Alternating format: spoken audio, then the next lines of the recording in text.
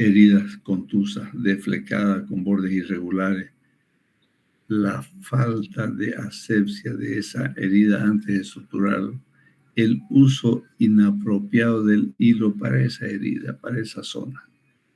Entonces, esas son las cicatrizaciones, eso van a llevar a la cicatrización anormal de las heridas. Lo que le dije anteriormente, la hipovolemia, la hemorragia por hemostasia inadecuada, que hagan un cuadro.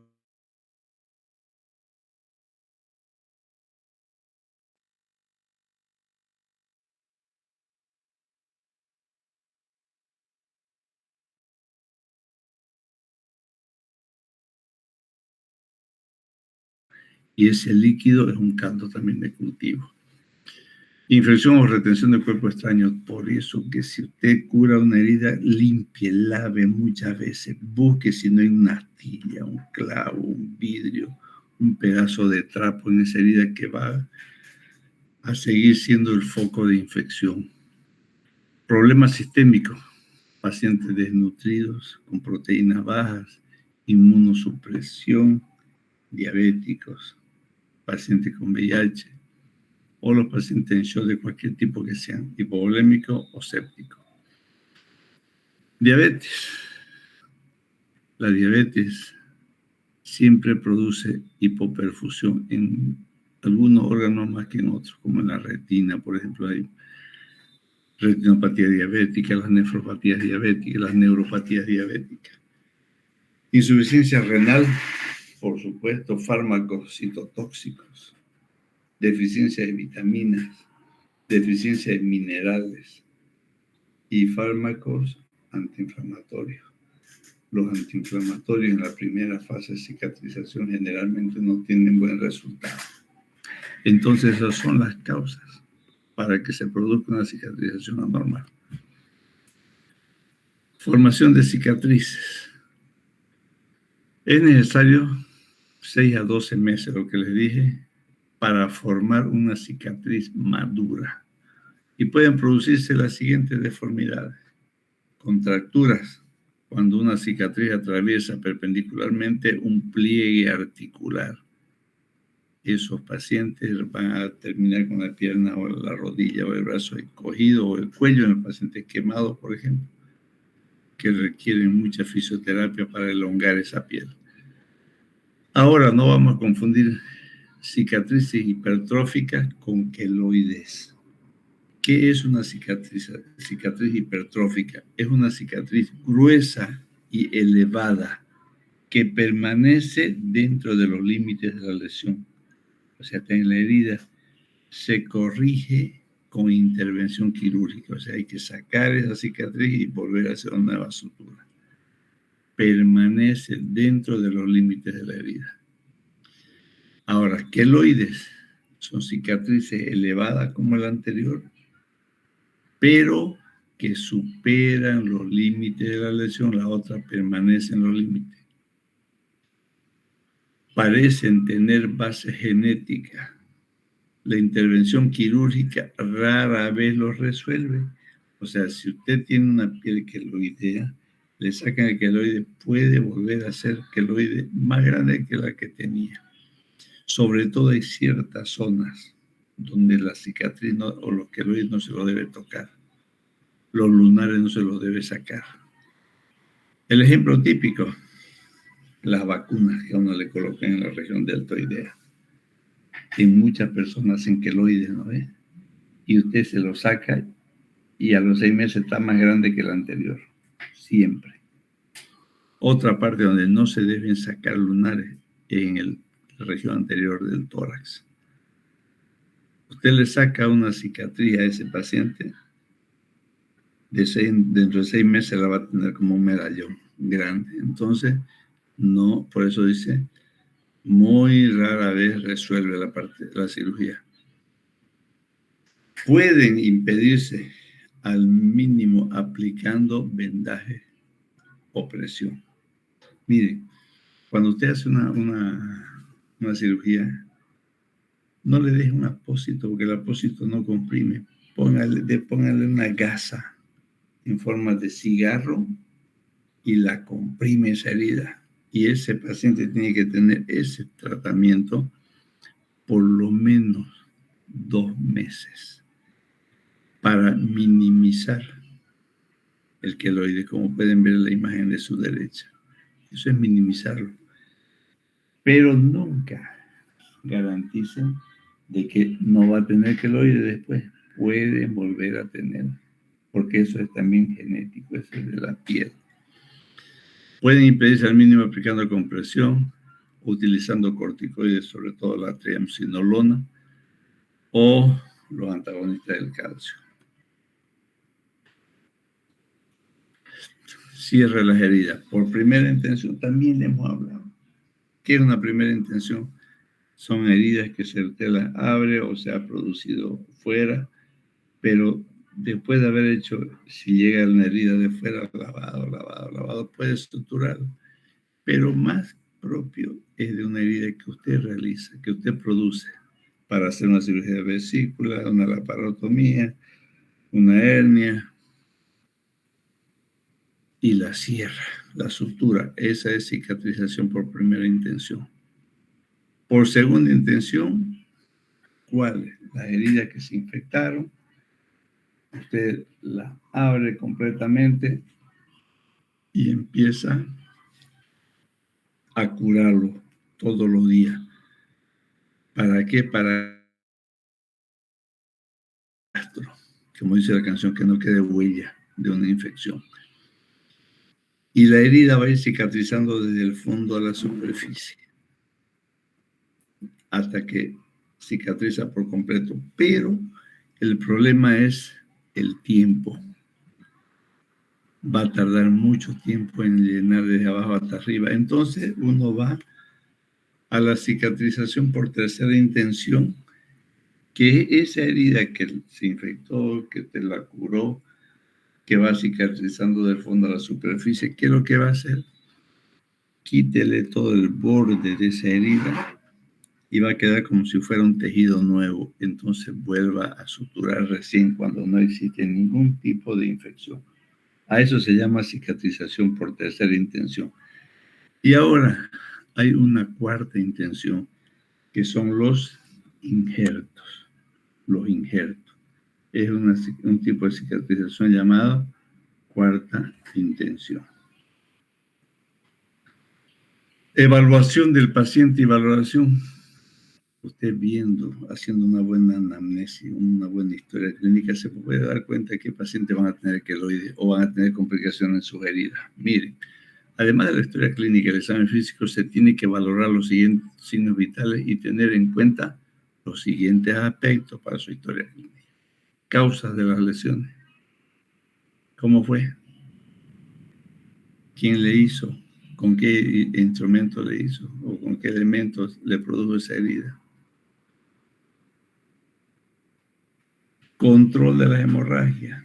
No tiene que haber un sangrado porque va a ser un hematoma y hemos dicho que los hematomas son caldo de cultivo. Descripción del grado de impotencia funcional. ¿Para qué? ¿Qué impotencia? Que el paciente no pueda mover el brazo, la pierna o que le duela. Eso significa que esa herida es profunda y que ha lesionado ciertas estructuras importantes como pueden ser tendones, ligamentos o músculos que le producen impotencia funcional, que no pueda mover los pies o las manos. Esta impotencia funcional va acompañada siempre de dolor y el paciente busca alguna posición para sentir menos dolor, las famosas posiciones antiálgicas. Momento, por eso que si el paciente busca una posición antiálgica, usted ve que si se pone de esa forma disminuye su dolor y si se pone de otra aumenta, es importante para valorar qué tipo de lesiones tiene el paciente. Momento de la lesión. ¿Cuánto tiempo pasó?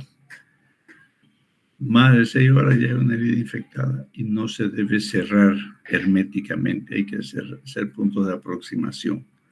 O sea, hacer 3 o 4 puntos para poder curar esa herida porque seguro que se va a infectar. Entonces, es mejor poner puntos de aproximación y seguir curando hasta que no haya nada de infección o pase el periodo de riesgo de la infección, que son 4 a 5 días. Ahora, otra cosa que es importante, valorar el tiempo que se produjo la lesión y a cuántas horas pasaron hasta que llegó el paciente al hospital. Pasadas las 6 horas ya hay riesgo de infección, pero pasadas las 12 horas ya hay un paciente infectado que requiere tratamiento antibiótico. El paciente debe ser evaluado ante cualquier cambio sintomático. Y eso lo hacen ustedes, chicos, en el hospital. Cuando usted hace una operación, le encarga al interno que le haga la curación, haga su evolución, y ahí lo que va, dice, ver los cambios. Van a ver la herida si está roja, si está aumentado de volumen, si está grande, está hinchado, si está caliente la piel, si está húmeda, si está seca, si hay hiperestesia, o sea que si hay dolor apenas le tocan la piel. Todas esas cosas se tienen que valorar, evaluar una herida para decir, sabe que este paciente con una infección ha hecho un absceso en la pared abdominal después de la cirugía. Por eso el médico debe conocer el estado de inmunización, si ese paciente tiene la cobertura de vacunas, sobre todo la antitetánica. Tenemos que explorar la zona lesionada. ¿Cómo? Viendo la movilidad. Comprobar que ninguna estructura subyacente esté afectada. Sensibilidad se realiza con un instrumento ROMO, buscando áreas de hipoestesia o de parestesia o hiperestesia cutánea. Vascularización, valorar los pulsos, color de la piel, la temperatura, porque pueden estar ante un paciente que tenga una lesión vascular y usted ni siquiera vio el llenado capilar, ni qué color tenían los deditos, o si tenía o no pulso pedio, popliteo, tibial posterior. Entonces es importante hacer la evaluación completa del paciente. Cuerpos extraños, lo que les dije anteriormente, revisar que en la herida no haya restos de vidrio, de madera, de tierra o clavos. Antes de la herida, antes de cerrar la herida, tenemos que tener en cuenta esto. Señor, ¿tiene alergia a algo? Sí, la vez pasada me hizo una herida y me pusieron silocaína y me dio alergia. Sí que soy alérgico a estos antibióticos o a estos calmantes. Entonces es importante conocer. ¿Qué enfermedades previas tuvo? Ocupación, para saber qué tipo de higiene tiene. Porque no es lo mismo una persona que trabaja en una oficina que aquella que trabaja en el campo cuidando vacas, por ejemplo. Entonces el riesgo de infección es mayor en el que trabaja en el campo. Embarazo y la edad. Para saber si es embarazo, qué tipo de antibióticos le van a dar que no atraviese la barrera placentaria y no sea teratogénico, no sea dañino para el bebé. Ver si es un niño, si es un adulto, para ver qué tipo de antibiótico le vamos a dar. En cuanto al tratamiento de las heridas, lo primero que buscamos siempre es usted. Primero usted. ¿Y qué significa primero usted? Use barbijo. Use guante correctamente. Usted se cuida primero para cuidar a su paciente. Entonces, la antisepsia, la limpieza de las heridas. Ya ustedes saben cómo hacen. Si es herida contaminada, siempre de fuera hacia adentro, como la ostomía, el periné. Si es una herida limpia o si es una herida que van a hacer con una cirugía, del centro a la periferia o en forma a la manecilla de reloj. Ver qué parte del cuerpo es, si tiene buena irrigación o no. Por eso que es importante hacer una limpieza profunda de la herida. Es una limpieza hasta donde aparezca un sangrado. No tengan miedo que usted le provoque un sangrado al limpiarlo. Significa que esa parte de la piel de esa herida tiene buena irrigación y el pronóstico es bueno. La desinfección y eliminación de cuerpos extraños, detritos y partículas son los pasos iniciales. ¿Y qué usamos? Yodopovidona jabonosa. Eliminación del pelo. Es innecesaria en zonas que no tienen mucho vello. Por ejemplo, para hacer una cirugía de apéndice en una mujer no necesita hacer tricotomía, salvo que la paciente sea muy hirsuta, o sea muy velluda. Además, ahora ya no se hace la tricotomía completa, ¿verdad? Eso hemos visto cuando hemos hablado del quirófano y todo eso. Entonces se utiliza solamente el cortado de los vellos, no se hace el rasurado. Hay que tener mucho cuidado cuando se trata de heridas en las cejas. Nunca se debe hacer tricotomía en la ceja, porque casi siempre no vuelven a nacer. Entonces haga buena asepsia y haga nomás sus puntitos simples en medio de la cejita para no cortársela. Ustedes van a fijarse, hay muchos pacientes que tienen una cicatriz en la ceja y en esa parte no les creció ceja. Malos puntos y pacientes que le hicieron tricotomía. Miren esto, la irrigación elimina contaminantes. Entonces, ese paciente que sangró o que llega sangrando con seguridad que está limpiando esa herida. Entonces usted ayúdele a hacer una buena limpieza profunda previa anestesia de la herida para que no le duela. Esta limpieza va a mejorar la cicatrización y va a disminuir los riesgos de contaminación. Lavado antiséptico de la herida. Miren esa herida que tiene ahí. Es una herida sucia. ¿Y qué están haciendo? Recortando los bordes para hacer una sutura en una zona sangrante. Esos bordes queloideos, miren que usted tiene ahí en la herida esa, no tiene irrigación, entonces no va a cicatrizar, los puntos no van a servir de nada, nunca se va a cerrar esa herida. Por eso que están haciendo, sacando ese rodete fibroso que tiene.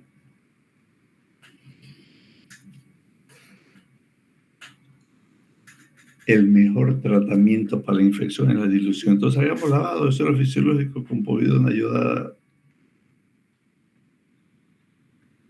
jabonosa en principio, y después ya pueden ponerle la tópica.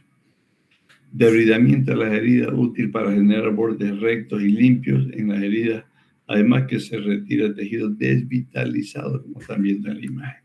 Entonces es importante el debridamiento. Socavamiento, que se llama socavamiento. Lo que han hecho hoy, lo que ya han hecho práctica de biopsia de hígado. ¿Qué le han dejado después de sacar la muestra? Una herida socavada, quiere decir más profunda. ¿Y qué han hecho con eso? Han hecho unas aretas después. ¿Qué son las heridas socavadas? O en profundidad o tangencial.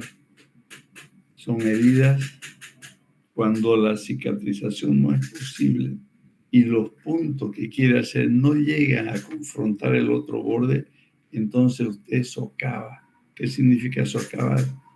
Desprender esa piel y parte del tejido celular subcutáneo común, dejándolo como un bolsillo.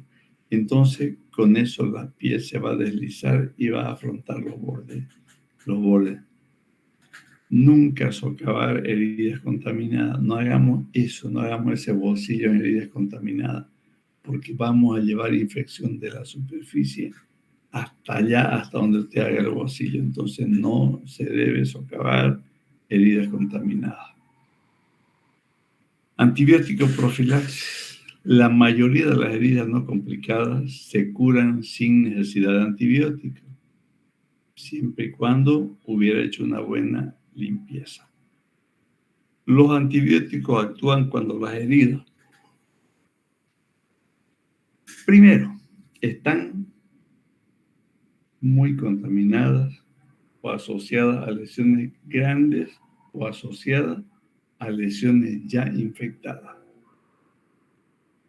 Ahí actúan y ahí es necesario. Eso ya no es una profilaxis, eso es un tratamiento porque va a recibir más de 5 días. ¿En quiénes más? En pacientes inmunosuprimidos, diabéticos, renales, neumópatas, cardiópatas. Enfermedades valvulares, cardiópatas. Mordeduras en cara o manos por perros, gatos. Esos pacientes, como no se hace en cara una sutura primaria en pacientes con mordedura de can, de gato, de lo que sea, de cualquier animal, no se debe suturar. Póngale unos 2 o 3 puntitos de aproximación y espere que pase el periodo de infección para tener seguridad que la sutura va a ser buena. En punciones profundas que atraviesen peritoneo o que por lo menos atraviesen músculo. Y en aquellos pacientes que van a recibir prótesis valvulares de corazón o prótesis de rodilla o prótesis de cadera. Son cuerpos extraños que necesitan ser cubiertos. Profilaxis antitetánica. Heridas proclives al tétano. Heridas viejas de más de 6 horas. Heridas profundas de más de 1 centímetro que sean contaminadas más. Heridas de bala. Heridas por aplastamiento, estrellado o por abulsión con tejido devitalizado. Heridas contusas. Aquellas heridas con bordes desflecados necesitan antibióticos.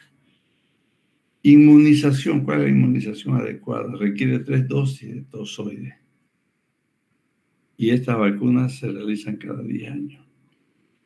Niños menores de 7 años, 4 dosis. La quinta dosis debe darse a los niños a los 7 años y la otra a los 14. Ese periodo de inmunización ustedes lo están viendo en salud pública, seguro. Las heridas deben anestesiarse con técnicas locales o regionales antes de la limpieza y procurar, si son heridas muy grandes, desflecadas, contaminadas, nunca hagan la anestesia dentro de la herida, porque vamos a provocar una solución de continuidad por la herida que van a aprovechar los gérmenes y por ese huequingo que dejó la aguja, se van a meter y van a producir un cuadro infeccioso. Entonces la sutura en ese tipo de anestesia hay que hacerlo por fuera de esa herida, porque además vamos a reavivar los bordes y no vamos a operar bordes.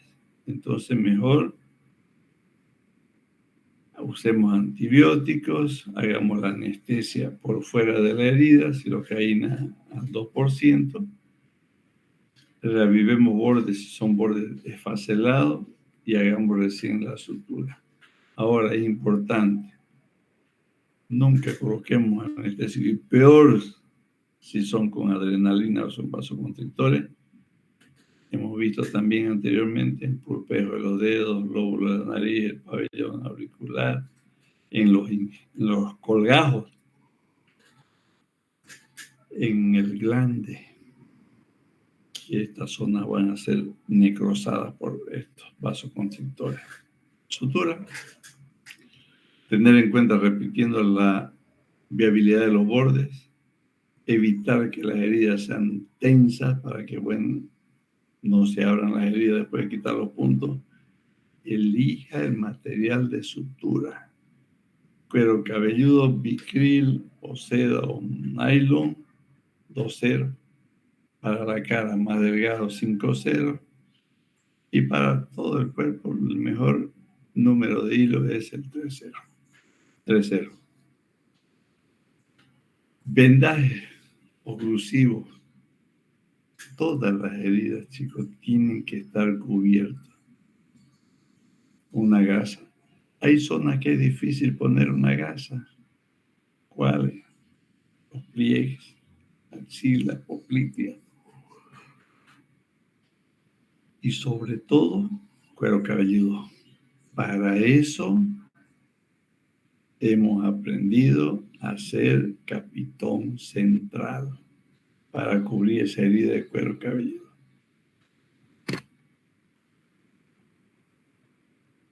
Adhesivo tópico para la piel, ¿qué es? Una tela adhesiva, un microporen. ¿Cuándo hacemos eso? La gotita se puede utilizar siempre y cuando la herida sea pequeña. Una gotita. De la gotita hacemos una compresión durante 5 minutos y eso va a endurarse y va a quedar la herida sellada. No se debe utilizar en superficie muy grande porque es tóxica, pero para una herida en cara, porque al niño le va a doler más la anestesia que los puntos. Entonces, evitemos eso y hagamos esta utilización de estos elementos. Contraindicaciones: no usar en heridas con evidente infección, no les sirve de nada. Gangrenas o heridas por decúbito, en las úlceras de sacrococcígea preferentemente. En pelos, con pelo natural o expuesta a fluidos corporales, o sea, en la región perineal, no se debe hacer.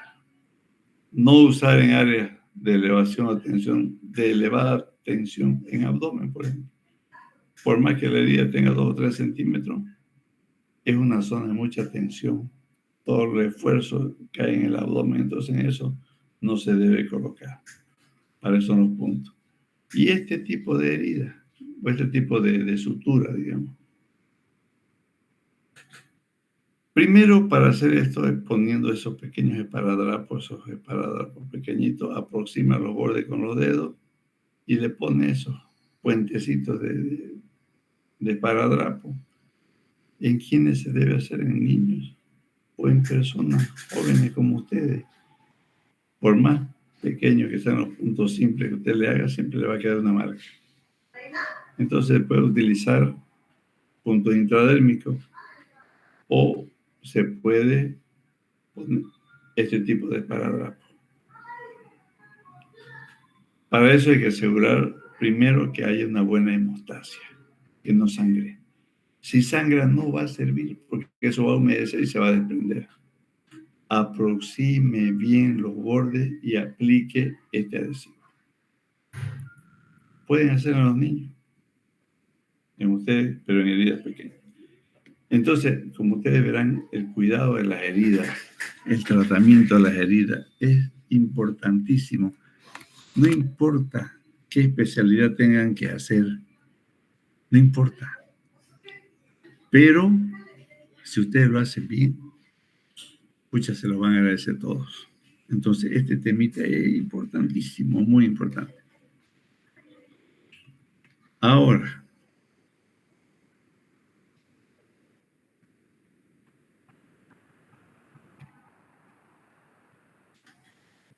si bien, espérenme un ratito, voy a tomar agüita.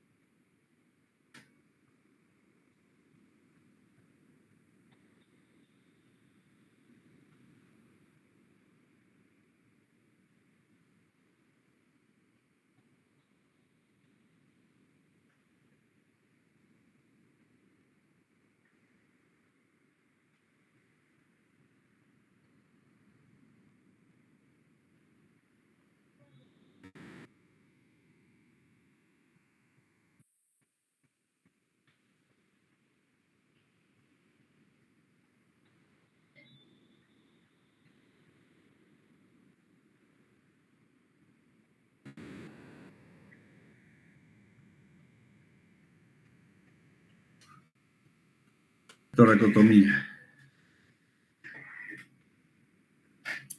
Cuando volvamos el próximo sábado a clase presencial, las dudas que tengan del tema anterior de las heridas, por favor, pregúntenlo.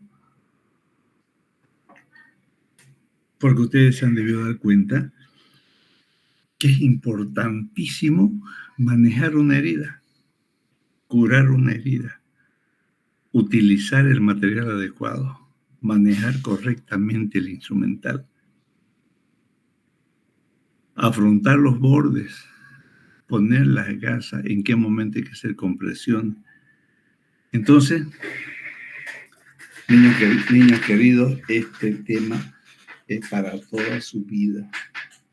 No importa que sean, aunque seas algoritmo, pero es importante manejar las heridas.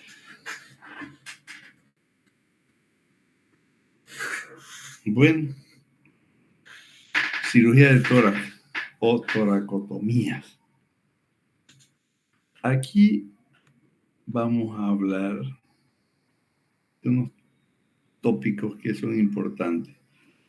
Toracotomía mediana, toracotomía anterolateral, posterolateral. Pero para entender qué es una toracotomía, no me voy a cansar de repetirle. Y estoy seguro que cuando lleguen a quinto, los que puedan escribir conmigo, se van a olvidar. Porque tienen una memoria tan frágil de ustedes, que creo que su disco duro ya está muy lleno, pero no sé de qué, pero está lleno. Ectomía, ostomía y tomía. Ectomía, exéresis. Sacar, retirar, apendicectomía, colecistectomía, cistotomía, colectomía. Nefrectomía, esplenectomía. Ectomía. Ostomía, colostomía, ileostomía, gastrostomía. Es abocar una víscera al exterior. En una colostomía es poner una parte del colon hacia el exterior, en la pared abdominal, para que el paciente defeque por ahí y después ya en un segundo tiempo se vuelve a unir. Esa es ostomía. Y tomía es abrir, cortar. Colédocotomía, abrir el colédoco.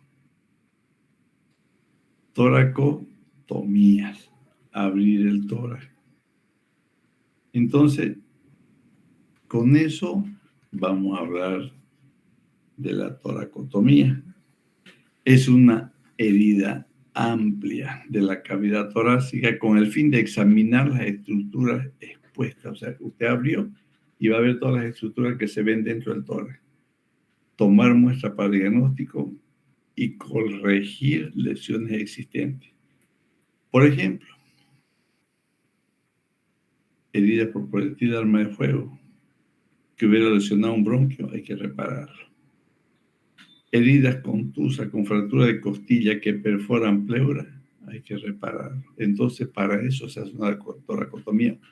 O para extraer elementos ya conocidos por los que se realiza o se indica una toracotomía.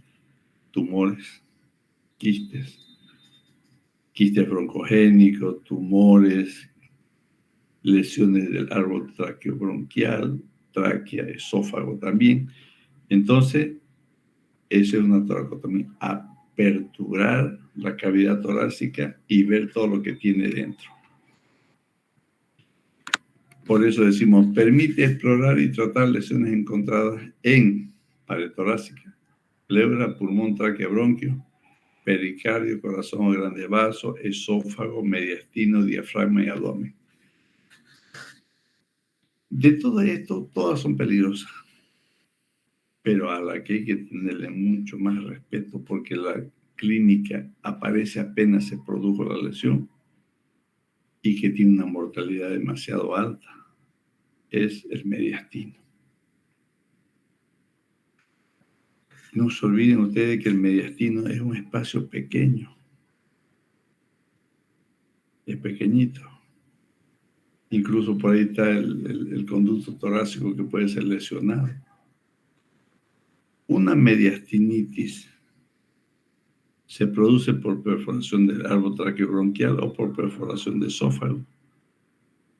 Entonces, si usted no diagnostica la mediastinitis pronto y hace el tratamiento adecuado, el paciente en 48 a 72 horas se muere. De eso vamos a hablar cuando estemos en quinto, Dios mediante, si seguimos vivos.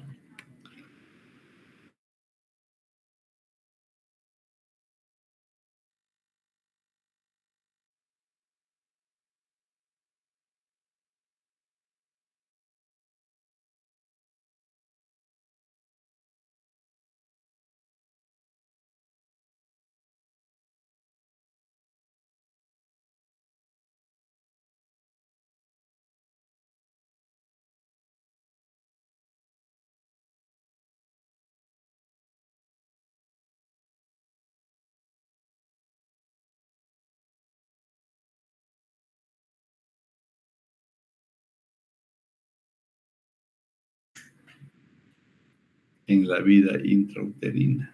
Pero algunos permanecen y los que permanecen son los que hacen tumores malignos del mediastino o del timo, mejor dicho, de los famosos timomas. El requisito para una toracotomía, primero, saber qué va a hacer, por qué lo va a hacer, con qué lo va a hacer. Quirófano con aire acondicionado protegido de contaminaciones bacterianas. Por eso, chicos, cuando entran al quirófano uno les exige que lleven su pijama aparte. Porque al salir no se van a salir a la calle con el mismo pijama que entraron a una cirugía contaminada. Porque van a contaminar todo el hospital. Postura correcta del cirujano y del paciente. Si va a hacer una toracotomía posterolateral, ese paciente no puede estar en decúbito dorsal ni ventral. Tiene que estar en decúbito lateral. Y cómo hacemos la posición de algunas mesas de quirófano que tienen manivela o son movidas por botones eléctricos. Entonces, postura correcta. Anestesia y ventilación pulmonar adecuada. Aquí es importante porque usted puede hacer una intubación selectiva para que el otro pulmón no esté moviéndose con la respiración o con la ventilación que se le dé y pueda el cirujano realizar un buen tratamiento. Y para eso hay especialistas, los cirujanos de tórax. ¿Quién más que ellos? Son el equipo adiestrado. Diéresis. ¿Qué diéresis? Separar, dividir. Campo operatorio suficiente. Aquí vale el aforismo, aunque en tono de burla dicen, grandes incisiones, grandes cirujanos, pero hagamos una incisión suficiente como para tener dominio visual e instrumental de la estructura que vamos a explorar. Importantísimo que la incisión sea grande, no hagamos mini, porque no vamos a poder ver nada. Hemostasia. Esto es importante. Por dos motivos principalmente, existen muchos, pero principalmente dos. Primero, si usted no hace buena hemostasia, el paciente va a tener un shock hipovolémico y después se muere. Y esa hipovolemia va a llevar a fallas de varios órganos del cerebro porque no le va a llegar sangre oxigenada, a los riñones porque no va a haber una perfusión y el paciente se va a morir. Va a ser una insuficiencia renal, va a ser un ACV isquémico cerebral y se muere. Entonces la hemostasia es importante. Entonces, campo operatorio seco, limpio, que garantiza las mejores condiciones visuales para el trabajo del cirujano. Lo que usted no ve no puede pinzar, lo que usted no ve no puede cortar. Entonces es importante que nosotros tengamos un buen campo operatorio. Reponer las pérdidas de la hemorragia intraoperatoria. Por eso cuantificamos, pesamos. Primero medimos cuánto aspiramos en el frasco de aspiración y dos, cuánto pesó la compresa antes de ser introducida a la cavidad abdominal o a la cavidad torácica y cuánto pesa después que terminó la cirugía. ¿Para qué? Para con el destaré medir cuánto de líquido absorbió. Y ese es fácil. Gramos en centímetros hemos aprendido a convertir desde que éramos estudiantes de colegio. Drenaje, procedimiento irreversible con suave aspiración para evitar la formación de colecciones. Síntesis, cierre meticuloso, plano por plano, puntos separados. Podemos utilizar Cadwood cromado número 2, o sea, hilo grueso. Ese hilo se va a resolver en 30 días y ya puede estar cicatrizado, pero lo ideal es utilizar un hilo absorbible que dure más tiempo en su absorción. Por ejemplo, el Vicryl, el Dexon, que va a durar su reabsorción entre 90 y 120 días. O puede utilizar polipropileno monofilamento, que son hilos no absorbibles. Incluso podemos utilizar alambre para cerrar lo que hemos cortado del hueso esternón, por ejemplo. ¿Qué es lo que buscamos? Un resultado funcional y estético satisfactorio. Aunque para salvarle la vida al paciente no necesitamos fijarnos en la estética, sino en el procedimiento bien realizado. Clasificación de la toracotomía. Las toracotomías pueden ser simples o combinadas. La toracotomía simple, pregunta, toracotomía unilateral, anterior, anterolateral, axial, posterolateral o posteroanterior. Toracotomía unilateral. La toracotomía anterior, incisión entre la región paraesternal y la línea axilar media en sentido del plano costal, o sea, van a seguir la dirección y como está, fíjense, esa incisión que se ve en ese gráfico es losángica, ¿no? Igual que la dirección de una costilla. Paciente en decúbito dorsal, el acceso se puede ampliar medialmente por esternotomía, o sea, puede hacer toracotomía anterior bilateral. Toracotomía anterolateral, incisión trazada en la región paraesternal y línea axilar posterior en sentido del plano, o sea, en la orientación de la costilla. Ahora fíjense, paciente en oblicuo posterior. No podemos hacer este tipo anterolateral en posición de cúbito dorsal. Toracotomía axilar. Incisión longitudinal o transversal en medio de la axila. Paciente en decúbito oblicuo posterior o en decúbito lateral. ¿En qué caso se hace esto? En los pacientes que tienen absceso pulmonar, los pacientes que tienen un empiema pleural. Esta se llama cirugía de Leo Eleazer. No está en su tema, en quinto lo van a aprender bien. Toracotomía posterolateral. A ver, operen un paciente en decúbito dorsal. Esta incisión, imposible. Desde la región paravertebral hasta la línea axilar media o anterior en forma circunescapular, o sea, bajando por la escápula. Paciente en decúbito lateral. Y de ahí va a poner un separador autoestático de tórax. ¿Recuerdan? ¿Qué se llama? Un autoestático para tórax. Alguien que no esté durmiendo me puede contestar.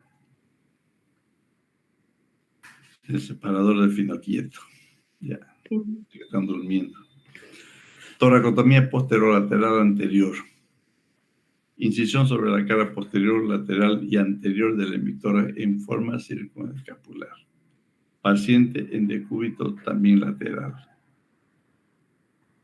Toracotomía mediana puede ser incisión vertical o incisión arciforme. La toracotomía mediana, el acceso atraviesa longitudinalmente el esternón parcial o totalmente con el paciente en decúbito dorsal. O sea, son toracotomías medianas, mediana al medio. Toracotomía mediana, incisión vertical tipo total. Donde ustedes vean, por ejemplo, esos puntillados, esa es la incisión a lo largo del eje mayor del esternón, desde la horquilla al apéndice cifoideo. O sea, hemos cortado longitudinalmente el esternón, sobre todo para ver patologías del mediastino, para ver tráquea, para ver esófago. Incisión vertical tipo parcial superior, o sea, la mitad del esternón para arriba, de la horquilla esternal hasta la parte media. Estas incisiones generalmente tienen una imagen de una T invertida. Por eso dice incisión vertical tipo parcial superior. Incisión vertical tipo parcial inferior, de la mitad del esternón.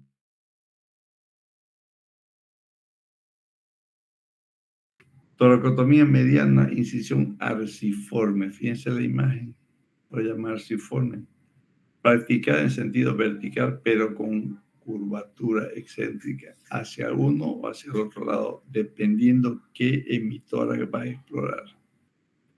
Está destinado a evitar la incidencia entre los planos de sección cutánea y óseo.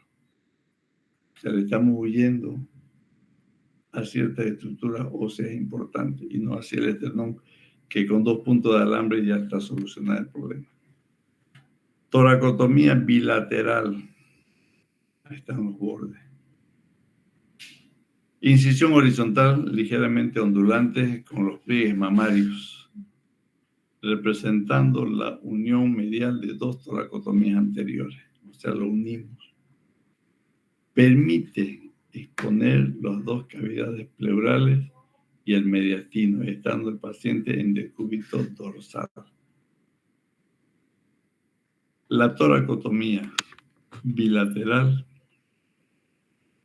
permite exponer las 2 cavidades pleurales y el mediastino con paciente en decúbito dorsal. Pregunta. Toracotomía combinada, tóraco abdominal y tóraco cervical. Significa que el tórax y abdomen hemos abierto. Y cuando hablamos de toracotomía, una incisión significa que también vamos a abrir diafragma y esa incisión se llama tóraco-freno-laparotomía. ¿Por qué freno? Porque estamos abriendo diafragma. Incisión tóraco-abdominal. Variedad unilateral. Por eso decimos tórax y abdomen. Expone al mismo tiempo una de las cavidades pleurales y la cavidad peritoneal con el paciente en decúbito dorsal. Incisión tóraco-abdominal. Variedad mediana, o sea, significa recto, pero hemos abierto tórax a través de una esternotomía y una laparotomía, o sea, mediana. Y esa curvita que tiene escapándole al ombligo. Esta variedad mediana expone al mismo tiempo una de las cavidades pleurales y la cavidad peritoneal, estando el paciente en decúbito dorsal. ¿En qué pacientes hacen? Los pacientes politraumatizados con trauma tóraco-abdominal. Entonces abrimos tórax y abdomen al mismo tiempo. Incisión tóraco-cervical. Unidad unilateral, o sea, un solo lado del tórax. Se expone al mismo tiempo una de las cavidades pleurales y el mediastino superior y el cuello. Variedad mediana. Expone al mismo tiempo el mediastino anterior y las estructuras cervicales medianas. Toracotomía, variedad mediana. Toracotomías más usadas, pregunta. Esternotomías medias. Las indicaciones para exponer la aorta ascendente y grandes vasos. En caso de neoplasia del mediastino, como dijimos, en los timomas, cirugías cardíacas, traumatismos cardíacos, pericardictomía, procedimientos bilaterales sobre un pulmón. Y las ventajas de esta esternotomía media, que es rápida. Usted con una sierra Jigle, hemos visto también el instrumental la sierra Jigle para cortar hueso. Usted con una sierra abre el esternón y como el esternón, los huesos sangran poco, lo poco que sangre lo va a parar con una cera, que es la cera hemostática. Mejor exposición del corazón, de la aorta y sus ramas. Menor dolor postoperatorio permite el acceso a ambas cavidades pleurales. ¿Cuáles son las limitaciones? Exposición insuficiente del callado aórtico, sobre todo el callado aórtico descendente o de la arteria subclavia. No llegamos. Inadecuada para procedimientos quirúrgicos pulmonares, entonces mejor hacemos una toracotomía. No se puede llegar a la tráquea inferior, no se puede llegar al esófago torácico. Se necesita una sierra para cortar el esternón, es la sierra Jigle. Procedimientos. Paciente en decúbito dorsal, incisión cutánea medial y vertical de 2 centímetros, debajo del hueso supraesternal. ¿Hasta dónde llega? Hasta el apéndice sifoide. Seccionar todos los planos preesternales con hemostasia rigurosa. Por eso es que es importante que aprendamos a hacer divulsión. Una pincita usted divulsiona y va a ver que no hay alguna estructura importante y entonces corta. O con tijera, o con bisturí, o con electrobisturí. Y eso va a ir realizando una buena hemostasia. Sección del esternón que se obtiene por varios medios. El preferido con sierra eléctrica o con Jigle. Los bordes son separados con separador autoestático de fino quieto, ¿no? Le dije. El espacio tímico, o sea, la cavidad donde está el timo, se descubre seccionando la hoja anterior, dividiendo por el medio de la glándula o el vestigio que hubiera quedado.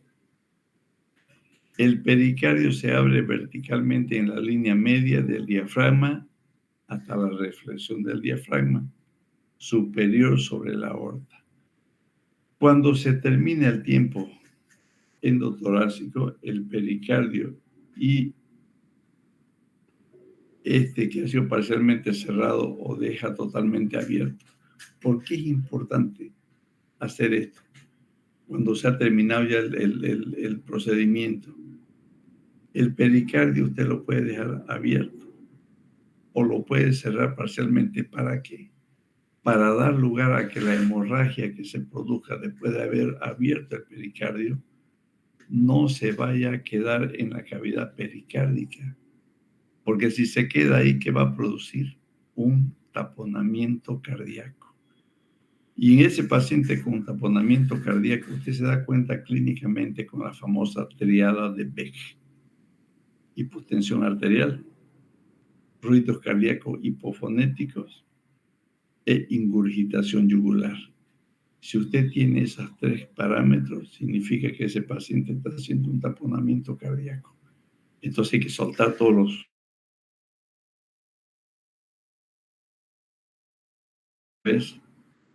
el pericardio para que la cavidad pericárdica se vacíe. Por eso se dice, lo deja parcialmente cerrado o lo deja totalmente abierto. No hay ningún peligro que se quede abierto. El mediastino anterior es drenado por 1 o 2 tubos de drenaje plástico y se lo saca por contrabertura. Puede ser a nivel de la base de ese emitor o en a nivel epigástrico.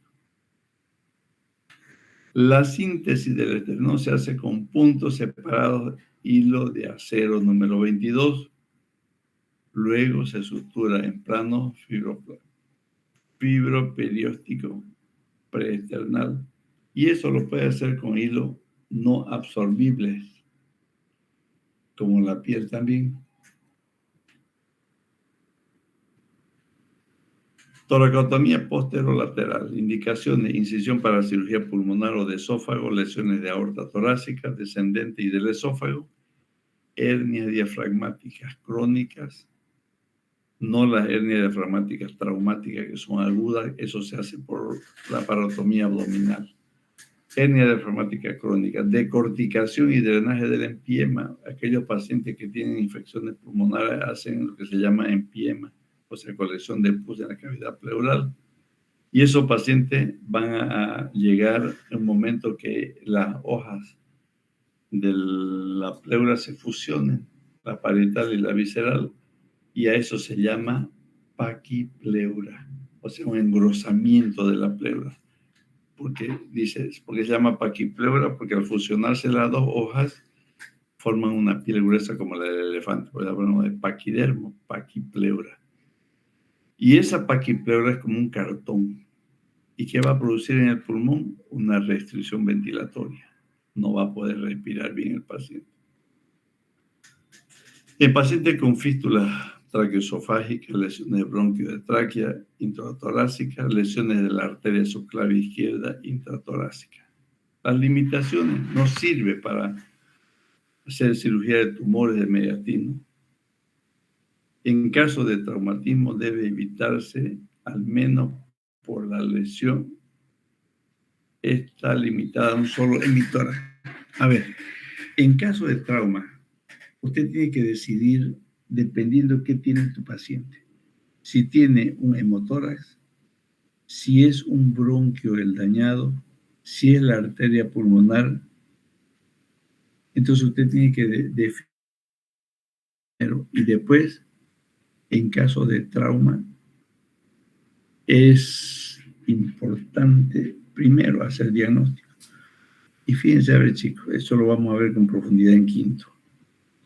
Todas las patologías identificadas, toda la patología traumática identificada en la investigación primaria no necesitan exámenes complementarios. Neumotórax hipertensivo clínicamente, por eso estudien bien semiología. En neumotórax, ¿qué va a encontrar? Abolición del murmullo vesicular y va a encontrar hipersonoridad. Neumotórax, ¿qué va a encontrar? Matidez y abolición del murmullo vesicular. En un taponamiento cardíaco, ¿qué va a encontrar? La triada de Beck que acabo de mencionar. En un tórax volante significa que existen dos o más fracturas en una sola costilla, en dos o más costillas. Y el paciente va a tener lo que se llama respiración paradojal. ¿De qué más? En los traumas penetrantes o heridas soplantes de tórax. ¿Qué va a notar? No sé, creo que les mandé el domingo un video de un tórax penetrante. Usted le echa un poquito de agua y le dice al paciente que tosa y empieza esa herida a burbujear. Significa que es un tórax penetrante. Entonces, ninguna de estas patologías que hemos nombrado necesita hacer una radiografía. El diagnóstico es clínico. En esto, toracotomía posterolateral, por ejemplo, en un paciente con trauma de tórax, mejor no hacerlo. Y directamente hacer una toracotomía anterolateral, porque eso es lo que necesitamos, ver la parte anterior y no la posterior. Procedimiento de cúbito lateral completo, como ven en la imagen. El operador se coloca siempre al lado derecho, siempre, porque estamos en un espacio supramesocólico. La incisión siempre va a seguir la curvatura de las costillas. La incisión de la piel con bisturí frío, porque si utilizamos electrobisturí estamos quemando la piel y esa piel va a ser queloide después o no va a cicatrizar porque está quemada. La diéresis y la hemostasia son realizadas con bisturí eléctrico, para eso han aprendido ustedes a utilizar ahora el electrobisturí en la biopsia de hígado. La sección quirúrgica se realiza plano por plano siempre, dividiendo la masa muscular, no dice cortando. Si usted dice dividiendo, significa por divulsión. Para una toracotomía en el cuarto espacio es importante que usted la vea. Entre el tercero y el quinto espacio se puede hacer, pero preferentemente cuarto espacio para toracotomía. En cambio, para colocación de tubo de tórax en un paciente con trauma es el quinto espacio. Una toracotomía en el sexto o séptimo espacio intercostal puede llevarse a cabo sin cortar el trapecio, si queremos evitar eso. La incisión sigue hacia abajo a lo largo del borde posterior del músculo serrato anterior, lo más bajo posible. Entonces, dijo Guy de Chauliac, cirujano que no conoce anatomía, está ciego. La entrada a la cavidad pleural se realiza a nivel de la quinta costilla. Si se planea una neumenectomía, lobectomía superior o lobectomía parcial, la toracotomía posterolateral o si posterolateral es la ideal. La sexta costilla intercostal es adecuado para practicar una lobectomía. Ahora, cuando ustedes quieran hacer un drenaje torácico con un tubo, busquen el borde superior, siempre el borde superior de las costillas. Nunca el borde inferior, porque por ahí pasa el paquete vasculonervioso. Producen dolor y sobre todo hay hemorragias importantes. Todas estas incisiones, hagámoslo con el electrobisturí porque los intercostales pueden sangrar. Cuando se entra a la cavidad pleural y está libre, continuamos con las incisiones restantes del espacio intercostal. Entonces, como cualquier herida, empezamos por una pequeña y si vemos la necesidad, vamos ampliando. El separador de fino quieto es importantísimo para poder tener un buen campo operatorio. El separador de fino quieto hay que ponerlo no tan separadas sus ramas porque pueden producir fracturas de costilla. Entonces, lo suficientemente abierto como para que nos dé un espacio para hacer la exéresis o la biopsia o la exploración de la cavidad. La resección de costillas en pacientes mayores de 50 años es conveniente retirar preferente el quinto arco costal, porque en esa parte, a ese nivel, no tenemos estructuras importantes. El diafragma, chicos, se inserta en el cuarto o quinto arco costal. Entonces usted puede resecarlo sin lesionar el diafragma. El drenaje. Se introduce un drenaje de tórax en el espacio pleural con la intención de ¿qué? De retirar aire o líquido. Hemos hablado de neumotórax o de hemotórax, ¿no es cierto? Indicaciones: neumotórax, hemotórax, derrame pleural en pie mal. Esto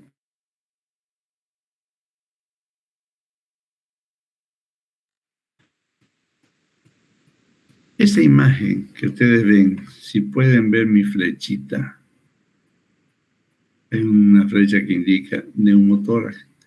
Fíjense que es un espacio donde no se ve el parénquima y en una radiografía no se va a ver la trama broncovascular que normalmente llega hasta la parrilla costal.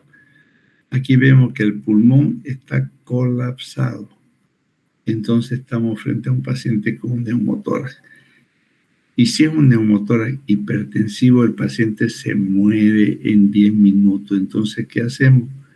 Lo que se llama drenaje o, en primera instancia, una toracocentesis, o sea, una punción en el segundo espacio intercostal, línea media clavicular, y es como si hubiera pinchado un retover, un neumático. Empieza a desinflarse y el paciente empieza a respirar bien. Clasificación de los neumotórax: pequeño, mediano, grande o hipertensivo. Pequeño es laminar, hasta 500 ml. Medio, entre 500 y 1500 ml de aire. Ya empieza el paciente a tener síntomas respiratorios. Grande, de 1500 a 3000 ml. Y el hipertensivo, mayor que la capacidad del emitor. Eso significa que el paciente tiene desviado el mediastino y la tráquea hacia el lado contralateral. Ese paciente no tolera el decúbito. Ese paciente no puede estar sentado, empieza a tener dificultad respiratoria, puede estar hasta cianótico. Entonces ese paciente es la real emergencia en un hospital. Toracocentesis. Te llega el paciente, agarra cualquier aguja y lo pincha y empieza a desinflarse. El paciente va a empezar a respirar porque su pulmón ha vuelto a su posición normal. Clasificación de los neumotórax: espontáneo, traumático, iatrogénico o inducido o intencional. Espontáneo, idiopático, auténtico, con etiología determinada. ¿Cuál es? Espontáneo, para aquel paciente que tiene una bula. Ustedes han llevado en semiología o están llevando respiratorio y van a preguntar a su docente qué es una bula o qué es una bulla. Son como burbujas de aire que hay en el pulmón. Los pacientes en la piscina jugando fútbol con mucho esfuerzo sienten un pinchazo en el pulmón, en el emitor afectado. Y ese paciente empieza a llenar esa cavidad de aire y ya la dificultad cada vez se hace más notoria, más importante y con dolor, y dispara una emergencia. El traumático, todas las heridas penetrantes, proyectil de arma de fuego, arma blanca, cornadas, cualquier tipo de herida que provoque una lesión del árbol traqueobronquial o alveolar que permita la fuga de aire al espacio pleural. Iatrogénico es frecuente también en aquellos pacientes que ponen vía central, los famosos intracar, recintos postoperatorios. En los pacientes que se hacen toracotomía, siempre hay que dejarle un drenaje, porque estamos permitiendo con el tórax abierto la entrada de aire.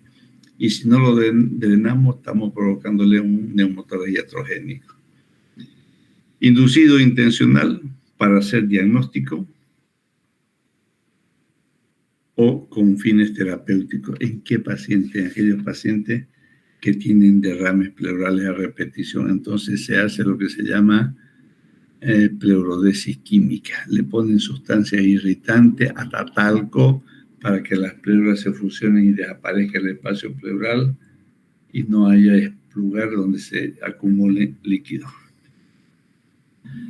Los hemotórax, la presencia de sangre en la cavidad pleural. También este hemotórax va a producir una compresión del pulmón, y la clínica es muy fácil diagnosticar todos los signos de un shock hipovolémico: taquicardia, hipotensión, sudoración. Entonces, este paciente con esa característica sospechamos de un hemotórax. Pero para eso está la clínica. Agarren su estetoscopio y oculten. A la ocultación, abolición del murmullo vesicular. A la percusión, matidez, hasta que se demuestre lo contrario. Si hay antecedente de trauma, es un hemotórax. Y estos pacientes, las causas generalmente son traumáticas. O en los pacientes posoperados de cirugía cardíaca, toracotomía. Coloca un tubo de tórax a un paciente con un hemotórax. Si sale 1500 o más ml al colocar el tubo, significa que la lesión vascular es grande y ese paciente requiere una cirugía. Empiema en la cavidad de pus o la presencia de pus en la cavidad pleural, pero con un cultivo positivo. Y el tratamiento para esto puede ser drenaje más antibiótico. Y el drenaje, quinto o sexto espacio axilar, y se le coloca otro por debajo de la clavícula, o sea, en el segundo espacio intercostal, para realizar irrigación continua. Por la parte de arriba le coloca suero y ese líquido que se lave va a salir por el tubo que le pusieron. ¿En qué caso? En los pacientes que tienen pies más grandes y que tengan presencia de fibrina, entonces necesitamos hacer un buen lavado. Los derrames pleurales por neoplasias malignas, cerca del 50% desaparecen después del drenaje. ¿En qué tiempo? Entre 4 a 7 días generalmente. Tiene una contraindicación absoluta a este procedimiento. No existe contraindicación absoluta, aunque los pacientes lo rechazan por el hecho de tener un tubo, un cuerpo extraño en el tórax. Pero mucho depende de cómo usted le explique. Por eso viene el famoso consentimiento informado. Usted le tiene que explicar por qué le va a poner. Algunos pacientes incluso firman rechazando el procedimiento, pero al verse ya comprometida su salud, su vida, por la sepsis, por la fiebre que presentan, piden que se le coloque. Entonces, hagamos el drenaje doble para lavado.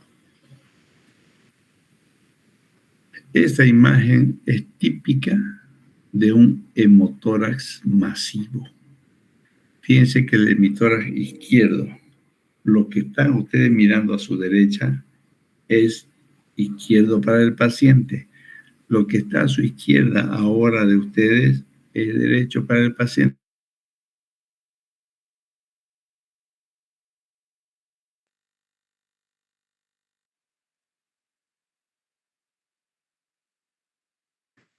Por eso que antes de hacer el hemotórax, si bien clínicamente usted ha hecho el diagnóstico, si hay antecedente de trauma no necesita radiografía, imagen no necesitamos para el tratamiento. Hagamos clínica.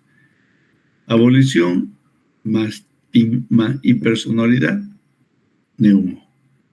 Abolición más matidez, hemo. Entonces, con eso usted ya está preparando a su paciente, porque sabe a ciencia cierta que es un gran derrame, que si hay antecedente de trauma, hemo. Hagamos laboratorio, sobre todo, ¿qué nos interesa? Coagulograma. Hematocrito, hemoglobina, grupo sanguíneo y coagulograma. Y consentimiento informado. Explicar al paciente qué le va a hacer y por qué le va a hacer. En cuanto a la técnica, lo hacemos en práctica en quinto año también nosotros, pero elegimos el sitio. Universalmente se sabe que para drenar un neumotórax es el segundo espacio. Para drenar un neumotórax, segundo espacio. Para drenar un hemotórax, quinto espacio. Y para drenar piotórax, séptimo espacio. Entonces elijamos qué vamos a drenar. Si es neumo, si es hemo, si es pio. Pero en trauma siempre elijamos el quinto espacio, en trauma. Hacemos la anestesia, como les decía, siempre tengamos en cuenta el borde superior de la costilla. Si estamos buscando el quinto espacio, línea media axilar, entonces busquemos el quinto arco costal. Y en el borde superior infiltramos piel con anestesia, tejido celular subcutáneo y el borde superior de la costilla para anestesiar los músculos intercostales. Ahí está la incisión que hacen, siempre manejando lo más estéril posible. Guantes, barbijo, buen antiséptico. Hace la incisión y con una pinza Kelly o con una tijera empieza a divulsionar el tejido celular subcutáneo, músculos intercostales, y después que usted ha sentido que ha perforado pleura, ¿qué va a venir? Aire o sangre si está lleno el pulmón. Entonces mete el dedo a través de la incisión que hizo. ¿Para qué la finalidad del dedo? para ver si no existen sinequias. ¿Qué son sinequias? Adherencias. Porque si hay adherencias entre la pleura parietal y visceral, no va a ser difícil entrar a la cavidad pleural o hacia más adentro. Para eso es el dedo. Primero dilata el orificio por donde va a entrar el tubo y después permite liberar las adherencias que haya. Una vez que ha hecho eso, pasa a la otra fase, que es, estos tubos tienen fenestraciones, tienen huecos. Cuando hagamos la práctica de la próxima semana de traqueostomía, vamos a llevar estos tubos y van a ver. Entonces, con una pinza Kelly o con el portaguja la agarra de la punta y por el mismo orificio donde metió el dedo, mete el tubo y lo dirige hacia arriba.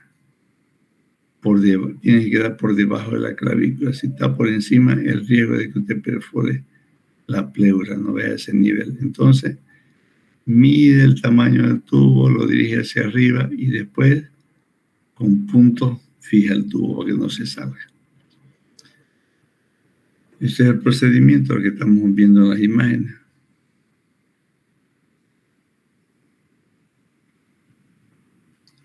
Una vez que el tubo está dentro de la cavidad pleural, retira la pinza, lo fija el tubo, lo conecta a un frasco de sello de agua y cuantifica cuánto de sangre salió. Vuelvo a repetir, si salen 1500 o más al momento de colocar el tubo, ese paciente es quirúrgico. Ahí está la imagen del sello de agua que se llama ese tubo y esa es la posición que el paciente tiene que estar en su cama para que permita el drenaje. ¿Qué cuidado tenemos que tener? Como cualquier herida. Primero, que no se salga, porque si se sale hay que volver a poner de nuevo. 2, hay que tener puntos, hay que fijarlo con puntos a la piel para que no fugue aire o entre aire de fuera. Necesitamos antibióticos porque es un cuerpo extraño que le estamos poniendo. Necesitamos analgésicos, para eso están aprendiendo, para ver qué tipo de analgésico le van a poner los ketorolacos generalmente, o una analgesia continua que lo van a aprender Dios mediante el próximo año. Eso no le vamos a pedir en el examen. Y cuantificar todos los días cuánto de líquido salió, para ver si requiere o no cirugía o reposición de sangre.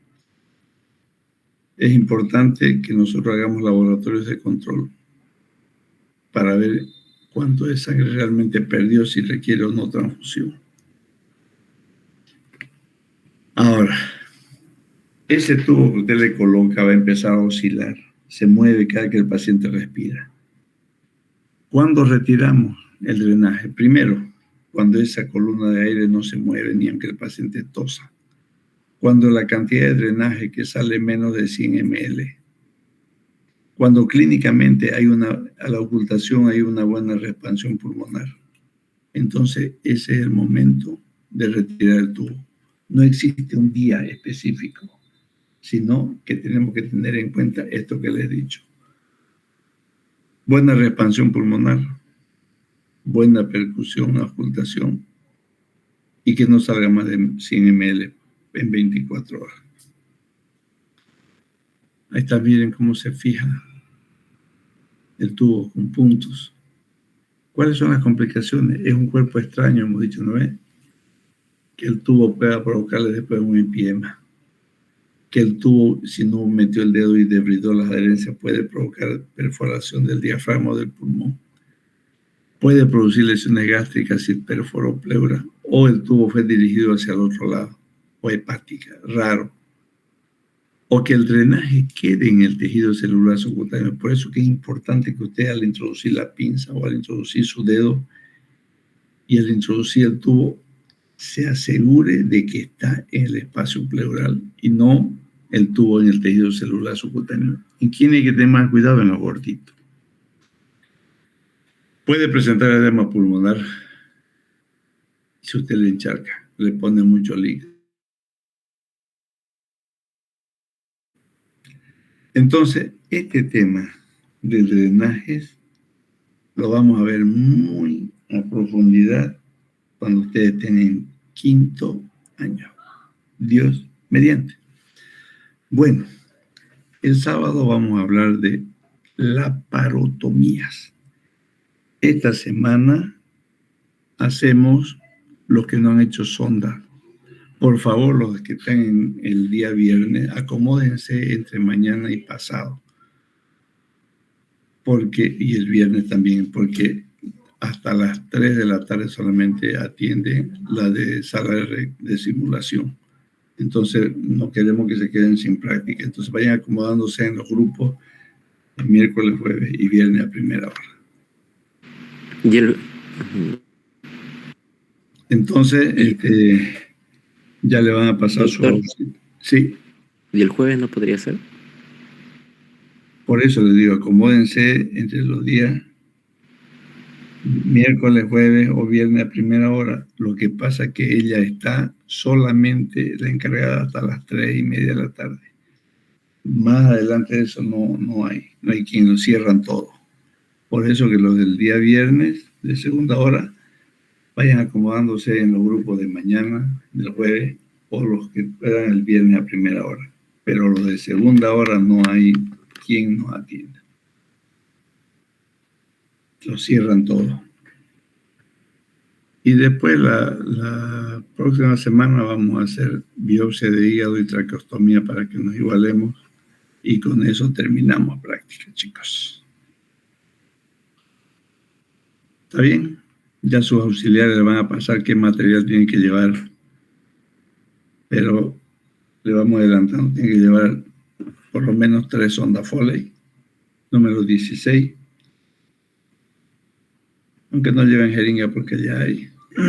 Llévense, sí, un frasquito pequeño nomás de vaselina para lubricar las sondas. Entonces, y lógicamente su material. No necesitamos hilo, no necesitamos nada más que la sonda Foley. Y sonda nasogástrica si nos alcanza el tiempo. Si no, la sonda nasogástrica la pasamos la próxima semana en sala en el quirófano, que también hay muñecos para poner sonda nasogástrica. ¿Estamos bien?